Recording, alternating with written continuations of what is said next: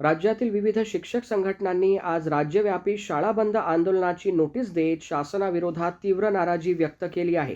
कार्यरत शिक्षकांवरील टीईटी सक्ती, पदोन्नतीतील अन्यायकारक अटी, संच मान्यता धोरण तसेच प्राथमिक शिक्षकांवर लादल्या जाणाऱ्या BLOच्या अशैक्षणिक कामाविरोधात हे आंदोलन करण्यात येत आहे। शिक्षक संघटनांचे म्हणणे आहे की 2010 पूर्वी सेवेत रुजू झालेल्या सेवा ज्येष्ठ शिक्षकांना टीईटी नियमात शिथिलता द्यावी, पदोन्नती प्रक्रियेतील अडथळे दूर करावेत, विद्यार्थी व शाळा विरोधी संच मान्यता धोरण तात्काळ रद्द करावे आणि प्राथमिक शिक्षकांना BLOच्या कामातून पूर्णपणे मुक्त करावे। संघटनांनी इशारा दिला आहे की शासनाने या मागण्यांवर तातडीने सकारात्मक निर्णय घेतला नाही तर राज्यभर आंदोलन अधिक तीव्र करण्यात येईल।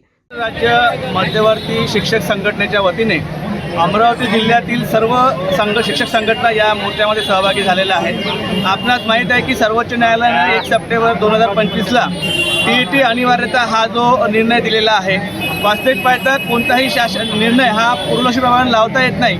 त्यामुळे ही टीईटी अन्यायकारक आहे। जे शिक्षक जेव्हा सेवेमध्ये आले तेव्हा ती त्यांना विशिष्ट पात्रता त्या ठिकाणी दिली होती, ती पात्र धारण करून आलेले आहे।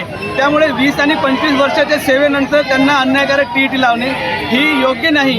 याचा निषेध म्हणून आज सर्व संघटना रस्त्यावर उतरलेल्या आहेत। तसेच आजचा शिक्षक हैराण झालेला आहे। नुकतीच जनगणना पार पडलेली आहे आणि आता SIRचे कामं सुरू झालेले आहेत।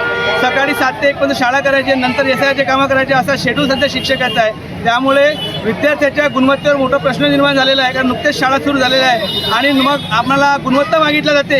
हे सगळे कामं करताना गुणवत्ता कशी द्यायची हा प्रश्न या ठिकाणी निर्माण झालेला आहे आणि त्यामुळे ह्या सगळे अन्याय जे शासनाचे आमच्यावर होत आहेत, या अन्यायाला वाचा फोडण्यासाठी आणि न्याय मागण्यासाठी राज्यातील सर्व शिक्षक संघटना आज रस्त्यावर उतरलेल्या आहेत आणि त्यांनी शाळा बंद आंदोलन पुकारलेलं आहे। आज महाराष्ट्रातील 100% शाळा ह्या बंद आहेत। जर तुमचं असेल आम्हाला आमच्या मागण्या ज्या आहेत, आम्ही विद्यार्थ्यांच्या गुणवत्तेकरता या ठिकाणी लढतो आहे। आम्हाला शिकू द्या एवढीच आमची मागणी आहे।